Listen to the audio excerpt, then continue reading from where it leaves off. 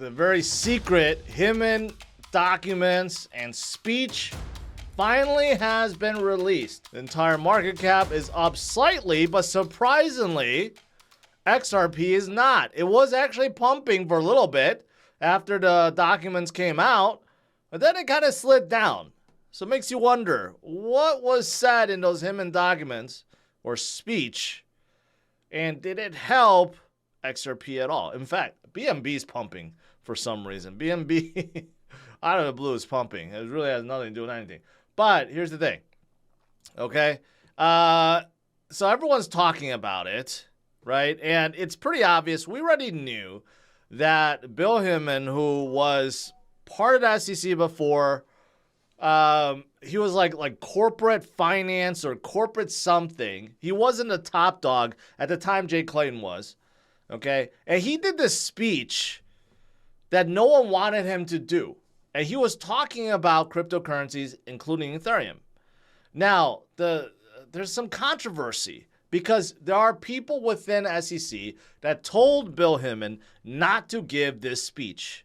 They read it and they did not like it, but he said it anyways, okay? What did he say exactly? I mean, he said a lot. He said a lot, okay? So I'm not going to go over everything. But one of the things that he said was that Ethereum, okay, after, well, actually, you know what? I have it right here. Let me just play this little section for you guys. Let me get my audio ready here. Now, there's something else I want to say about this overall, but let me just play this.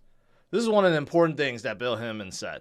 We're putting aside the fundraising that accompanied the creation of Ether.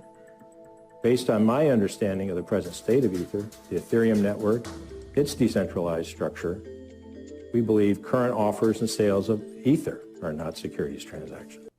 Okay. So that little blurb right there said a whole lot. Okay. First of all, he's like discounting the sale that they had. He's talking about the ICO. Basically, what Bill is saying is this: just because a project had an ICO does not automatically make them a security. Okay, that's one. Number two, something he said during his speech is about decentralization. He believes that once a project is completely decentralized, well, then it's also not a security, right? And he says more along those lines like, is it decentralized? Does the founders have any incentive to keep pumping it, basically? If the answer is no, okay, then it's part of decentralization. Also, if, in this case, like Ether is being used for transactions, right? Part of this decentralized network, then it's not a security. So he said those things as well.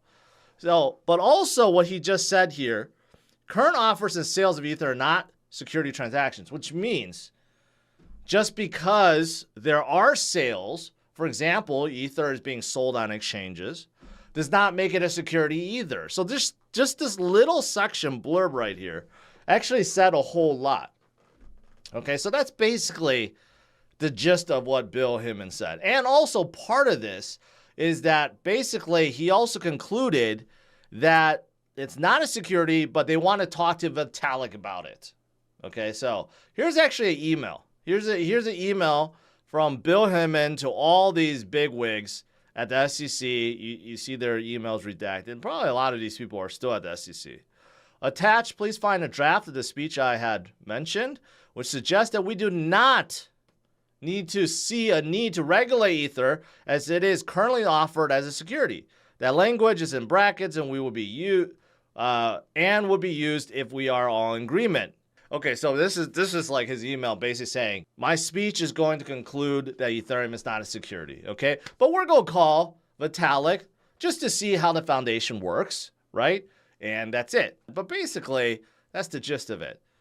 Ethereum is not a security. Even though there are people within the SEC that disagreed with Bill on this assessment and gave him a lot of feedback, like what you're going to say is going to cause confusion. It's going to make it harder for SEC to declare securities in the future, stuff like that. It was still supported. In fact, I said, he's not the main guy, right? Clayton, is the main guy, or was the main guy at the time. He had Gary Gensler's job, okay? And this is what he said. The speech. Bill Hinman recently outlined the approach we take to evaluate whether a digital asset is a security, and I encourage you to take a look at Bill's speech, which is available on our website. So, even Jay Clayton, the top dog, at the time said, okay, what Bill said is true, and I encourage everyone to look at it, right? So even Jay Clayton, the top guy at the SEC at the time, said, okay. So that's ultimately what was said. Jay Clayton, on his last day, declared XRP a security. On his way out the door, after going through all this, is what happened. So here's the funny thing. I thought that XRP Army and SEC, and Ripple will use this as, as its defense, right? And use it in a positive light. But Stewart here, he's the top chief legal officer for Ripple, right? Rather than use this in a positive way, he dissected this. He created this video that's just painting very negatively towards Ethereum and the SEC. I get it. I get you have to be very negative towards SEC, but he was basically being very negative towards everyone. I thought this would be like a collaborative effort, everyone get together and fight the SEC, but that doesn't seem like it's the case. So is this really going to help Ripple? I don't know.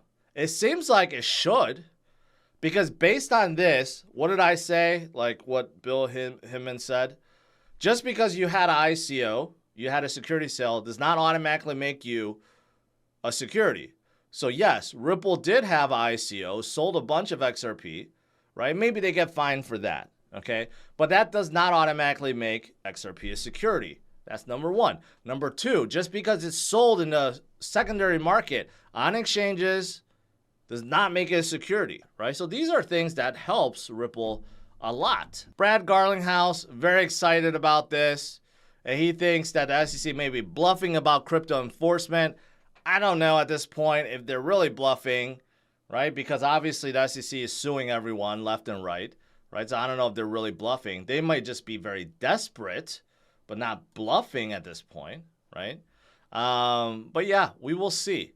Brad is still very hopeful that a resolution will be coming soon. Now, speaking of SEC, other news.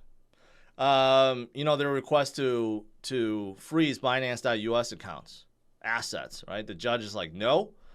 SEC, you go play nice with Binance lawyers, try to figure something out. I'm not just go freeze their accounts just because you want me to.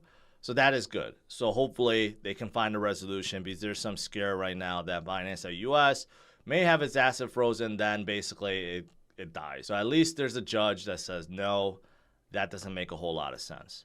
The SEC also right now is trying to alter this definition of what is an exchange. So the SEC, Gary's been doing a lot of naughty stuff behind the scenes, because now what they want to do is regulate DEXs. But DEXs doesn't fit the definition right now of an exchange. So House Republicans are pushing back, saying this is no. This is, no, you're not. You're basically overstepping. Okay.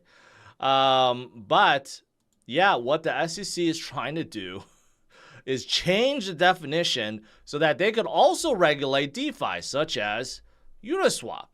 And how are they trying to do that? So for example, right now, when it comes to exchanges, there are orders, okay? But they're going to try to change that to trading interests. Also, there's this definition of multiple buyers and sellers, and they're trying to just change the multiple out, okay? And then also add something called communication protocols, which basically means network layers, L1s, L2s. And basically, if you add all these three in, then that means a DEX also fits the definition, which then the SEC will use as ammunition to go after all the DEXs. Even though they're all governed by smart contracts and no one can really do anything about it, it's all governed by code, the SEC will go target them. The SEC is trying to go after everyone. SEC and Gary wants to rule it all. Not only rule it all, but pretty much shut down all kinds of innovation.